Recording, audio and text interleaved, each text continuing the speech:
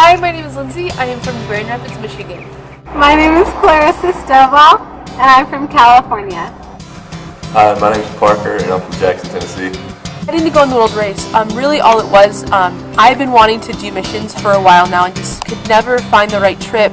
My church would go somewhere or whatever, and I never felt God say, like, go. One night I was hanging out with one of my friends, and she knew a girl who went on the world race, and she's like, you gotta check this out, you'll love it. And I went on the website, and I just knew it was what I was supposed to do. Like, I was just like, go, do this.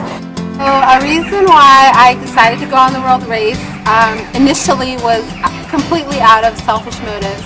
It was to prove to myself and to those around me that I wasn't the same person I was anymore, that I was different, that I was changed. For being on the world race for 9 months already, God has completely and radically changed my life in ways that I can't even imagine. The love that He's given me for nations and for people and for ministries and for a future, just making a difference in people's lives through His holy name has drastically and radically changed me in ways that I can't even imagine. First heard about the race from a friend of mine that was going to church with me. She introduced me to it, and I didn't really feel God calling me to it. Went home that night and got on the website and started looking up videos and blogs, and immediately God changed my heart towards it. And I really felt like He was calling me to go. One of my favorite moments on the race, well I guess it's more of a month on the race, was in India. We got to work with Sarah's Covenant Homes, and it is homes for disabled children. And I was not a children person before then, and I hadn't really babysat much in my whole life or anything really like that. But that month was absolutely amazing. What shocked me the most was to see the joy that these kids had. I could just see like Jesus just oozing out of them. You could just really start to understand like the love that Jesus has for people and for His children especially.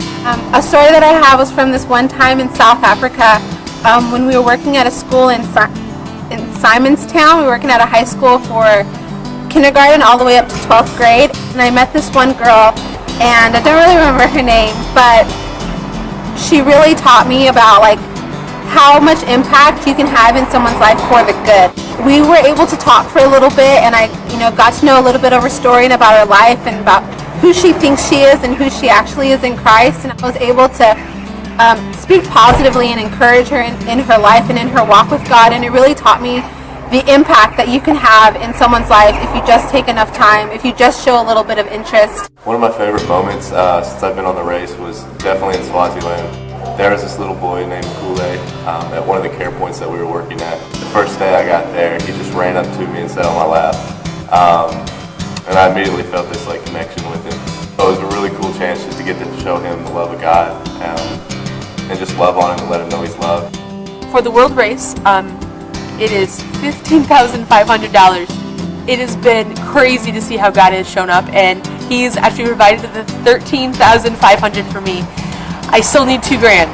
And thankfully the Lord has already provided so much for me. But I am currently still in need of $1,340 to be fully funded for the world race. So far, God's blessed me with having amazing supporters that have helped me reach my goal of $12,500. I currently need $3,000 more to be fully funded. In 1 Corinthians, the Bible talks about how, as Christians, we are members of one body. And when one body part suffers, the entire body suffers. And when one body part rejoices, the entire body rejoices. World Race culture has it so that when you're on a squad together and you're traveling around the world for 11 months, those squad members become your family.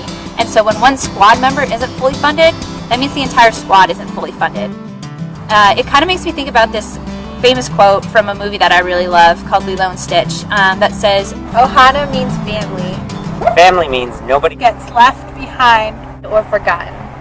So what Q Squad is trying to do is we're trying to come alongside our team members and raise support for them if possible. So what we're asking is just that you would consider praying for them. If you would feel the Lord calling you to support them, you can check out their blogs and just really help invest in Q Squad. Thank you.